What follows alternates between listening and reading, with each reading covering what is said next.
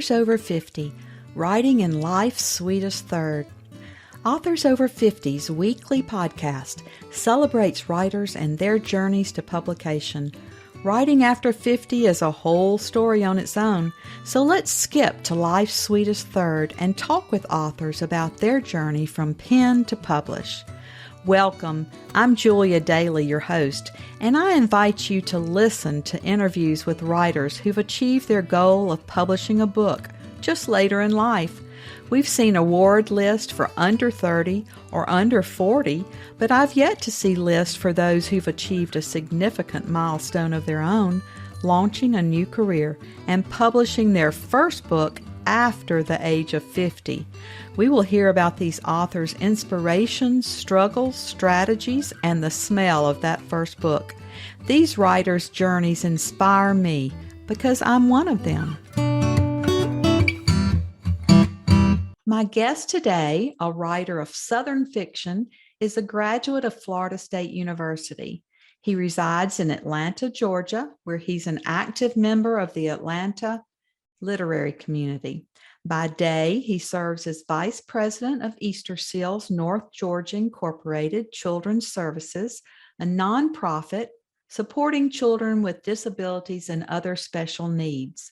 His work has appeared in such publications as the Signal Mountain Review and the Dead Mule School of Southern Literature. He also serves as Prose Editor for the Blue Mountain Review. The Cicada Tree is his debut novel. Welcome, Robert Gwaltney, to Authors Over 50. Thank you, Julia. I'm happy to be here. We're glad to have you. Robert, our first question on Authors Over 50 is always, what took you so long to write your first book? Sure. Well, so I think I knew I first wanted to write when I was in the third grade. I had we had an author who came to visit Ms. Glenda Morton's third grade class, and she was the mother of a classmate, and I had no idea that his mother was a writer. And in my mind, writers lived in far off exotic places, and they were a bit like unicorns. Boys like me didn't have access to them. So it was then I sort of knew it might be possible to be a writer. And in college, I took some creative writing classes. I thought that I might want to go into broadcast journalism. And of course, life happens. You set out on your career. I wanted to write. I always had that in the back of my mind. And I moved to Atlanta in 2000. So it was then when I thought, I always felt like in my heart, I always sort of self-identified. It's nothing I spoke aloud, but I always would say to myself, I'm a writer. And I knew that if I didn't get started, it would never happen. So in about 2000, I started to take some additional classes. I joined the Atlanta Writers Club. I joined a critique group. And, for these last 23 years, I have been reading and writing and learning the craft and trying to find my literary voice. And it's taken a minute, but I think that it happened when it needed to happen for me. So that's sort of a long response to your question, but I've been writing. It's just that this novel, that's just come out in February 2022, it's taken a while to find its way into the world. Well, a lot of us, wrote in our jobs, our day jobs for so long, and public relations and, press releases and marketing and all of that. But this game of fiction is a whole new ball game. Absolutely. Once you knew you had to write the book, how did you proceed? Did you search for an agent, decide to choose a hybrid small press, or did you self-publish? Yeah, so when I had a novel completed, I felt like it was in good enough shape. I queried agents, and it was funny. Initially, I thought that I would probably, right out of the gate, I would just begin to query smaller publishers that didn't require an agent. But I thought, well, for the heck of it, I began to query agents. So I did pretty soon found an agent. I'm with Trident Media, and my agent's name is Mark Gottlieb. But it's funny, he didn't sell the Cicada Tree. I did. I was out I went out on submission a few months out from the pandemic starting. And so I was out, then we went into shelter in place. The world was sort of turned upside down. And then right after that, then there was sort of social unrest with a lot of unfortunate attention on the South. So here I am, debut novelist with the Southern novel. And we got a lot of good feedback, but and there was one large publisher that we spent about a month with, and we really thought that it was going to land there, and at the end of the day, it didn't. But I think that it is a bit of an unusual novel, in that I do cross genre a bit. So I just had a conversation, after we had been out on submission for a while with my agent. I said, it looks like we're struggling with this novel. So I would really like to go with a smaller publisher. How do you feel about me? I said, I am over 50 at this point. I really just want to get this book out into the world, and I want to begin to build a humble readership. So he was fine with that. He agreed to that. And so then I just started shopping smaller publishers. And I guess maybe a year and a half, 2 years ago, I found the Moonshine Co. Publishing and began the process. Well, tell me, I'm about halfway through the novel and it's just so intriguing. Tell me, how you determined the plot of this book and what was your inspiration? So the novel really started as a totally different novel altogether. I started to write a novel that was going to take place in the 70s, and the protagonist was a little boy named Banks Darlington. He was 11 years old, and his mother was Annalise Newell Darlington.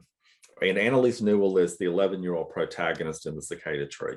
So I was so fascinated with her several chapters in. She was making these really interesting and questionable parenting decisions. And so I was like, well, what must you have been like as a child? What's your backstory? And I started to ask those questions. And that's really how the Cicada Tree came to be. Well, I think all of us in the South are fascinated with cicadas. So I think you chose a great title and some interesting plot lines to put in there. And talking about those little girls in the South, Robert, I can just imagine you as a child. I bet you were a terrific kid and growing up in the South. I can imagine your story. I think I was a quiet child, a bit of an introvert, shy always, until I got to feel comfortable in a space or in a room or around other people. But the cicadas really, I knew going in early on that the story would be a bit about obsession, and transformation, and I knew that there would be secrets along the way. And so when choosing, so the cicadas really, I remember a summer, probably when I was on or around 10 years old or 11 myself, with Cairo, Georgia. It was where I grew up, a small town in Southwest Georgia. And we were just covered up one summer in cicadas. And, we would pull the cicada shells off the trees and we would put them on us and we would play with them. And I remember just the sound was astonishing. So I sort of created my own mythology about the cicada when I was writing the Cicada Tree. And there's this sense that, they're nymphs under the ground, and they're just waiting and they're listening and they're eating all of our secrets until they have that opportunity to be able to claw their way out and sing out what they know to ultimately right wrongs. That's just so, I love the fantasy of all of that. There's so many books, Robert, and your debut novel has created quite a splash. I just see you everywhere. I see the book everywhere. I see all of the awards that you're winning. But there's something like 2,000 books a day that are launched. How do we make ours different and allow them to stand out in all of this? I think there are two things that we can count on every Tuesday. That's the sun will come up, we hope, and that there will be a whole bunch of books let loose into the world. And there's so many first of all, there's so many gifted writers, and there's so many beautiful works of literature, and we're all competing just for a little bit of attention. And there's so many wonderful books that I feel never get the attention that they deserve.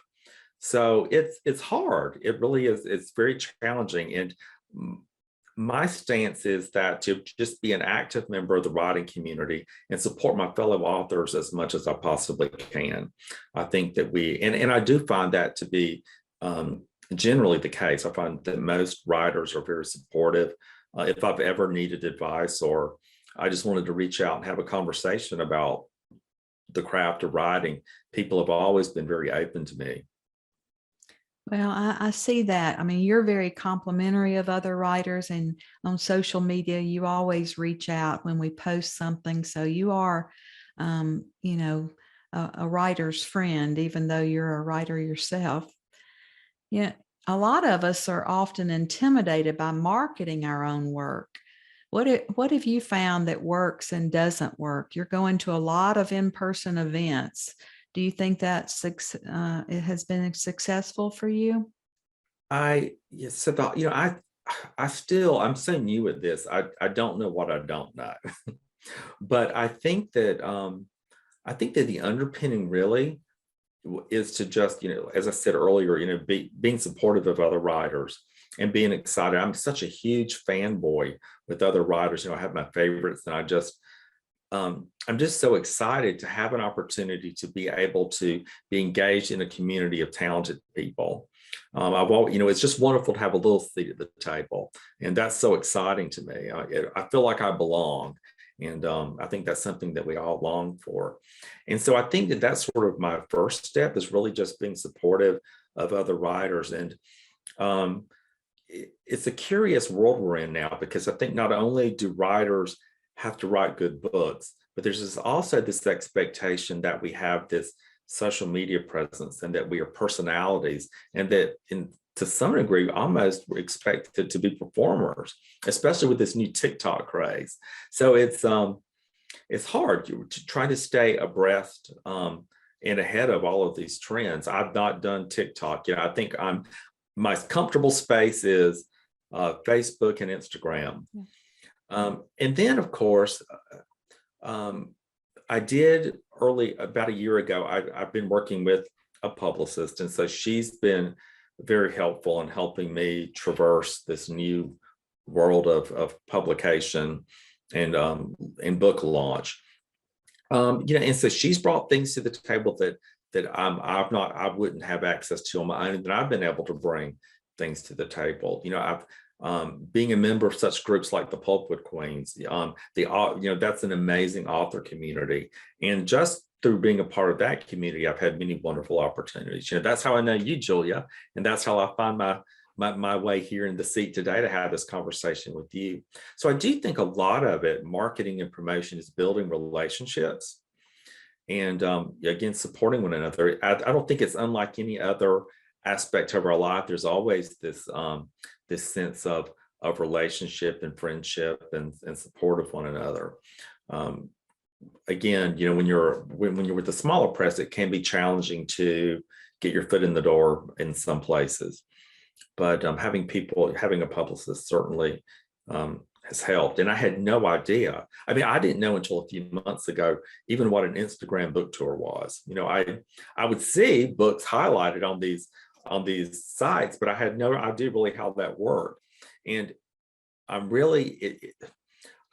think that a huge part of being able to get the word out about the Cicada Tree has been through being able to utilize social media, Facebook, and the Instagram book tour, and a bookstagram tour that the novel's been out on. So at a minimum, whether there's a lot of people buy it, what does happen is that people have an opportunity to at least see your book cover, your title, and have an opportunity to make a decision as to whether or not they might want to read it. So I think that that's been worth quite a bit as well, being able to just get it out into the world of social media.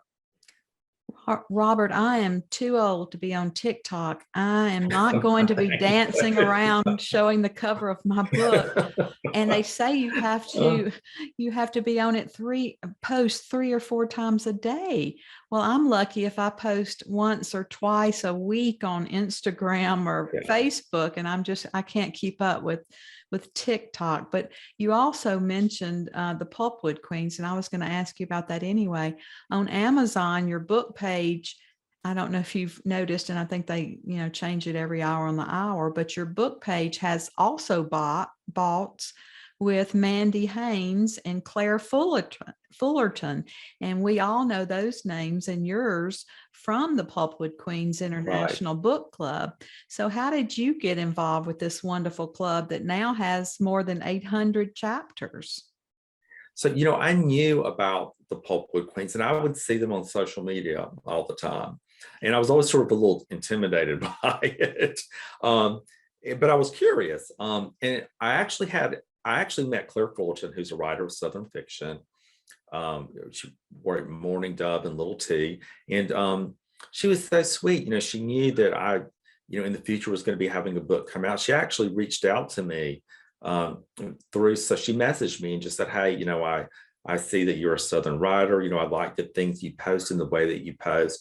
And if you would ever like to have a conversation about getting your book out into the world, I'd love to have a conversation with you and share with you all of the things that I've learned along the way and what I wish I knew when I was coming along with my first novel.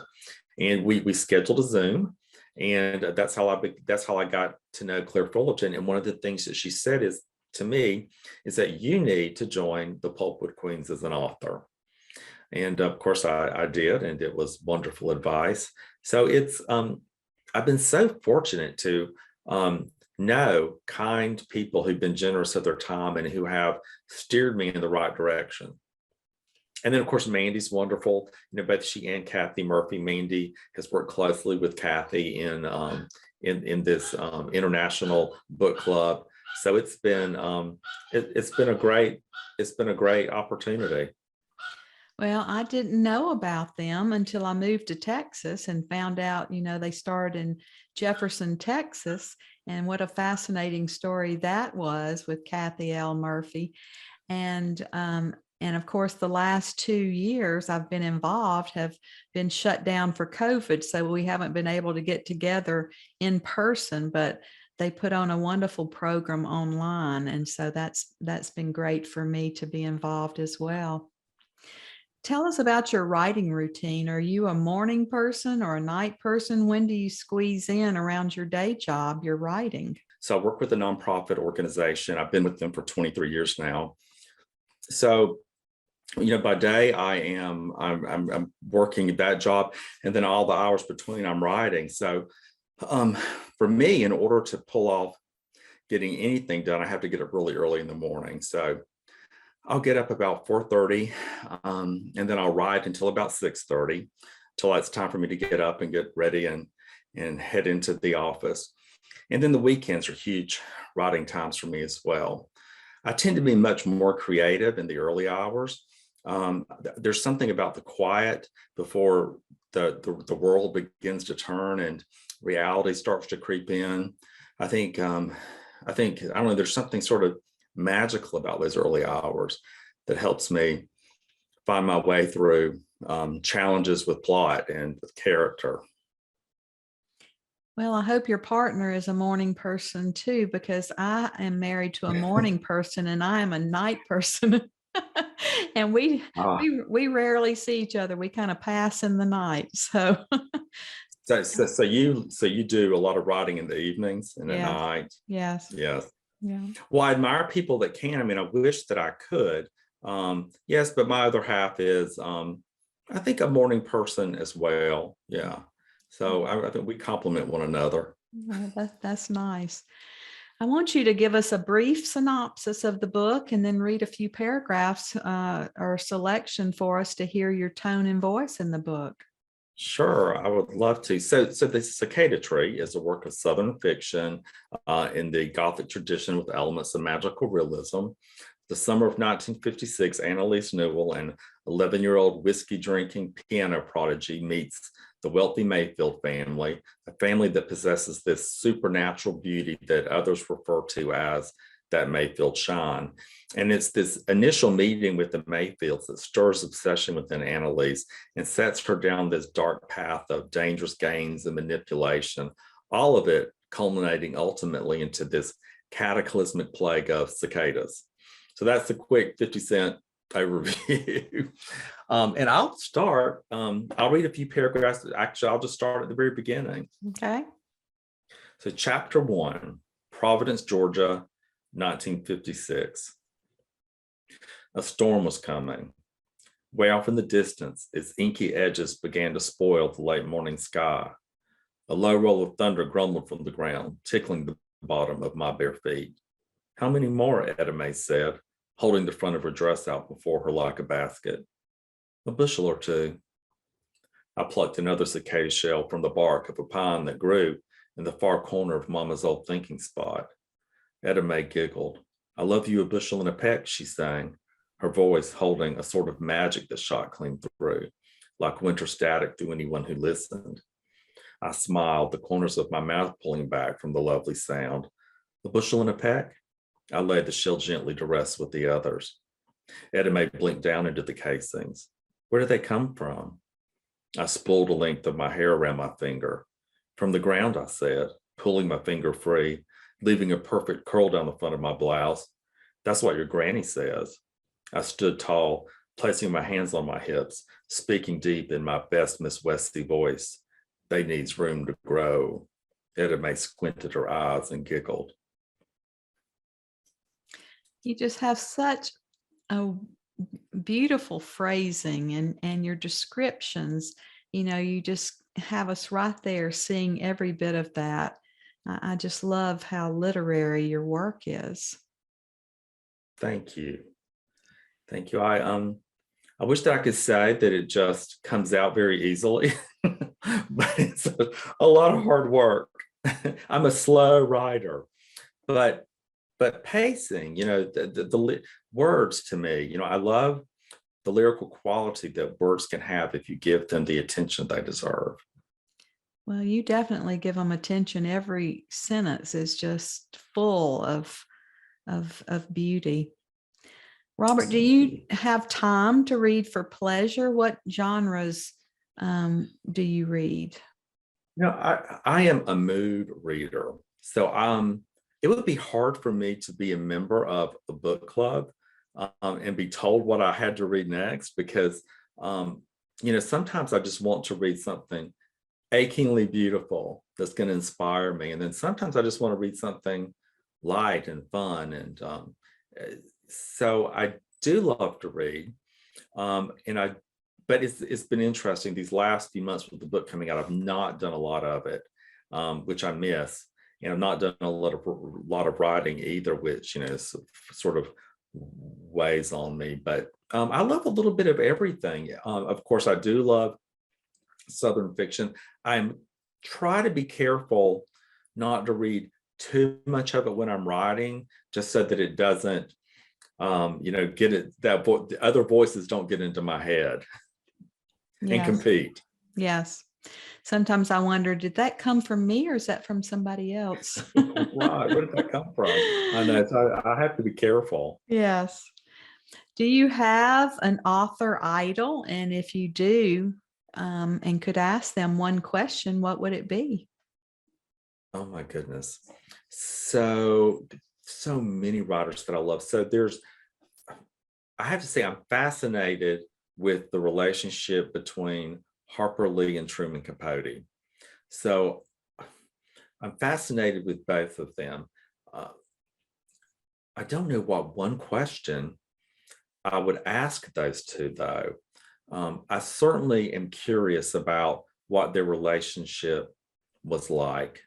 And I certainly would love to have been a fly on the wall when they were working together when Truman Capote was researching In Cold Blood.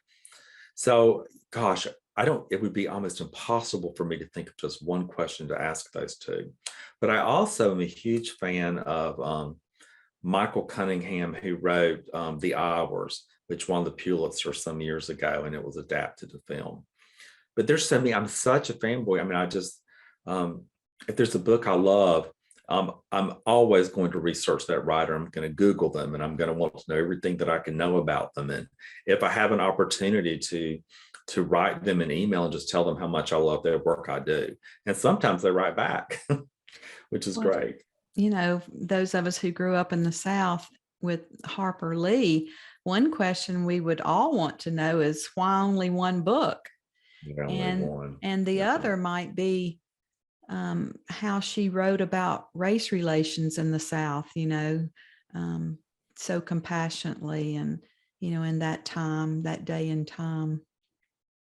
Yeah, well, exactly. And I guess, they say that the Ghost Set of Watchmen, I guess, was the first version of To Kill a Mockingbird. And I guess, she was dealing with older characters, and she ultimately, I guess, they found out that they felt that the story would best be told and more relatable if she wrote from the perspective of children. And you're doing that as well. I did. I know. I certainly wasn't intentional, but I do think that when you're exploring sometimes difficult things, to be able to see those things through the youthful and honest and naive eyes of children, I think can be a really interesting device to be able to tell those stories. I think sometimes people maybe are more inclined to listen to challenging topics when children speak those truths. Well, it's working for you in the Cicada Tree for sure. What's next for you, Robert? Do you have another book in you? I do. Well, I think I do. I know the story I want to tell, and actually I have nothing on the calendar for tomorrow. So I'm going to get up, I'm going to have my coffee, and I'm going to write. It's a work of Southern fiction. It takes place in 1931, and on a remote Georgia coastal barrier island. And so, yeah, I'm excited. I've got a first sentence. I've been struggling for weeks trying to figure out what should the first sentence be. And then, of course, my process is just sitting around thinking through the story, seeing it first. I can often see a scene before I even know what they're saying, and then it's just figuring out, what's happening in that particular moment. So I'm excited. I think that there are some interesting characters. I think there's an interesting story. There are secrets, of course, that will be uncovered along the way. So yeah, I'm really excited about it. And the working title right now, I'm calling it Sing Down the Moon. That's intriguing. Well, I think writers put such pressure on ourselves, and everyone else does as well, for that first sentence, that first page, and that ending. It's a lot of pressure to carry. It is. And I'm feeling there's a certain amount of anxiety about writing a second book, and then I'm thinking, so the folks that were kind enough to read the Cicada Tree and who enjoyed it, I would hate to disappoint them if they were be kind enough to consider reading a second book. So yeah, there is that pressure. You hope that because I don't know, I don't want to write the same book over and over. I don't think anyone does. Yeah. But I think that what I can promise readers is that I'll do my best to tell a good Southern story. I'll try to make the characters as interesting as possible, and all is not what it seems. Never in the South. There are a lot of No, secrets. But absolutely. I feel the same way about writing my second book. It's with an editor right now, and I think, are people gonna, it could go one of two ways. They can say, "Oh, this one's so much better than her first," or they could say, "This one's not half as good as her first." Well, you know what? I think everyone feels that way. And I'd like to think that we only get better with each book, and that we're able to grow, and that people allow us to grow and to be able to expand our storytelling in new and different ways. Well, our writers over 50 are a very unique group. Do you have any advice for writers and authors 50 and above? 15 and above. Well, so you better get busy right now if you're not. And I think that that's true for anyone, regardless of your age. But I think there is this sense of urgency when you do hit the 50 mark, right? I mean, we hope that we have as many years before us as we have behind us. That would be lovely, and that we have the ability to have all of be at full capacity, both intellectually and physically along the way. But if you've always wanted to write a book, now's the time to do it. And I think that it's exciting to be at the start of something new when you're in a middle place. Well, I call it writing in life's sweetest third. So I think we still have a lot to say, and I just wish you so much success, Robert. You've already had so much, and I wish you much, much more. And I look forward to your second book. And I'm just so happy that you're one of our authors over 50. Thank you, Julia. It's a pleasure to be here. Thank you for joining us today. Please look for Authors Over 50 every Thursday, when we will have conversations with accomplished debut novelists over the age of 50. Please subscribe and share with a friend.